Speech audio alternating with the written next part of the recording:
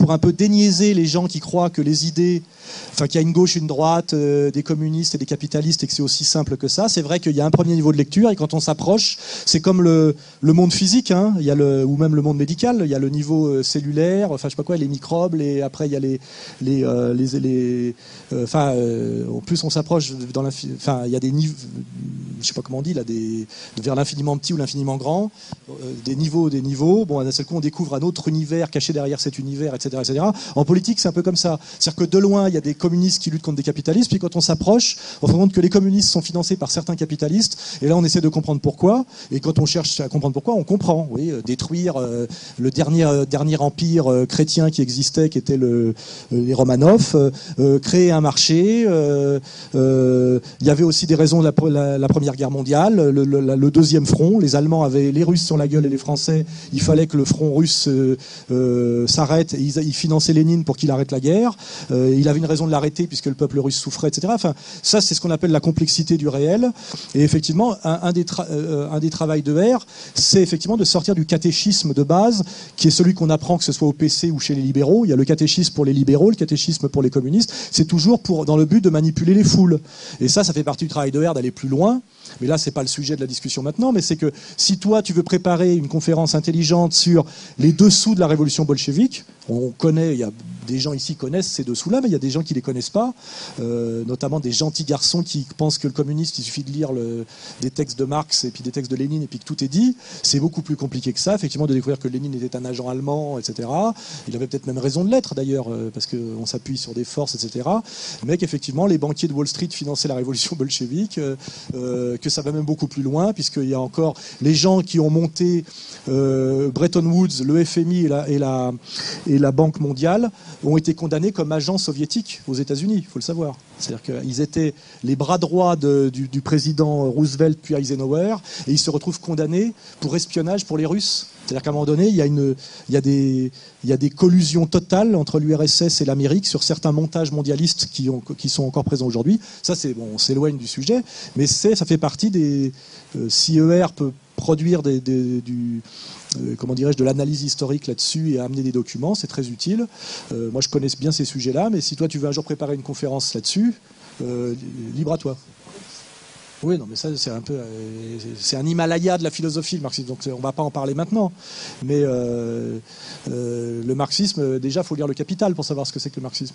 Moi, j'ai mis 20 ans à lire les œuvres complètes de Marx, donc déjà, il faut quand même que les gens admettent, c'est comme il dit, il faudrait que je relise Proust. Pour relire Proust, il faut l'avoir déjà lu une fois. Il faut quand même que les gens admettent, surtout quand ils ont 20 ans, parce que moi, j'ai 52 ans, je lis 4 heures par jour. Donc déjà, je suis sûr que 99% des gens qui sont ici n'ont pas lu le 10e de ce que j'ai lu. Et pourtant, j'ai pas lu le 10e de ce qu'il faudrait que j'ai lu. Et il y a le problème de la vie, c'est qu'il faudrait normalement tout lire. Personne ne peut tout lire. Donc voilà. Donc la question sur le marxisme, on est très au-delà de ce jeu de questions-réponses.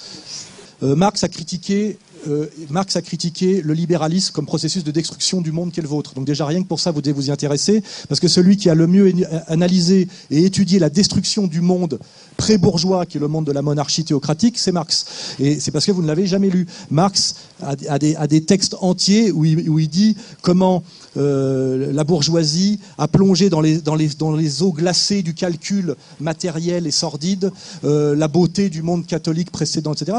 Vous me démontrez là, ce que je savais d'ailleurs, vous n'avez jamais lu Marx. Marx est sans doute le mec le plus performant pour expliquer ce que c'est que la laideur bourgeoise, et c'est la laideur bourgeoise qui a détruit le catholicisme et la monarchie théocratique. N'importe quel mec de l'Action française cultivée, c'est ça, au moins, voilà, à minima. Et c'est d'autant plus intéressant de s'intéresser à Marx aujourd'hui, c'est qu'il n'y a plus d'enjeu politique, puisque le communisme réel, le socialisme est mort. Donc aujourd'hui, vous pouvez lire Marx en toute tranquillité, parce qu'il n'y a plus d'enjeu en termes de combat politique immédiat. Et je vous garantis qu'il y a des choses très très intéressantes dans le marxisme, et notamment, il y a une dimension dans le marxisme qui est une dimension totalement chrétienne. Il faut quand même le comprendre. Hein. C'est totalement chrétien, le marxisme, parce que c'est le plus juste partage du travail et des richesses, et c'est une volonté d'égalité et de fraternité entre les hommes, au-delà de l'intérêt égoïste, matériel, etc. Donc il y a une dimension très très profondément chrétienne dans le marxisme, qu'ont compris très bien les gens qui sont sur la doctrine sociale de l'Église, ou après les gens de la théologie de la libération.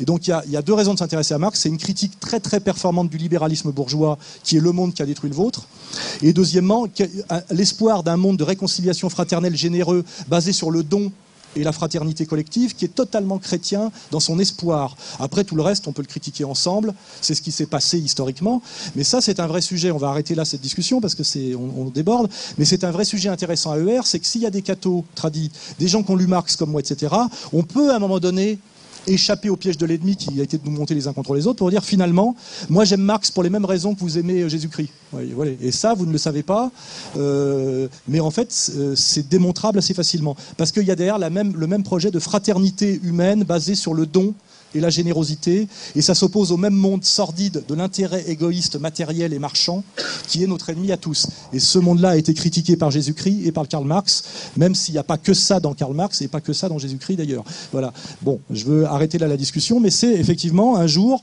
monter une conférence et un débat très intéressant sur Marx, Jésus-Christ, point commun, opposition, etc. Ça pourrait être un vrai sujet intéressant dont nous sortirions tous grandis, je vous en assure. Voilà.